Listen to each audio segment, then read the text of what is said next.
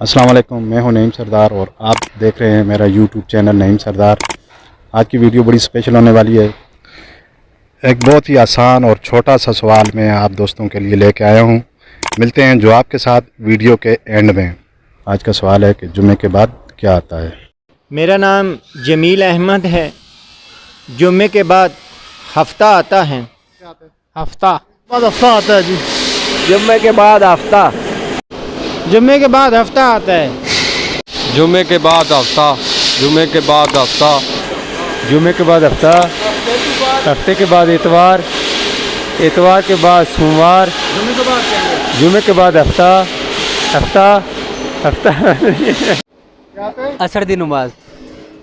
असर की नमाज। असर की नमाज। असर की अजान। आज के सवाल का जवाब जुम्मे के बाद असर की अजान होती है। उम्मीद करता हूँ कि ये वीडियो आपको अच्छी लगी होगी। अगर वीडियो आपको अच्छी लगी है तो लाइक ज़रूर करें। चैनल को अगर आपने अभी तक सब्सक्राइब नहीं किया तो प्लीज़ सब्सक्राइब कर दें। मिलते हैं नेक्स्ट वीडियो में, तब तक के लिए नईम सरदार को इजाज़त दीजिए। अल्लाह हाफ़िज़।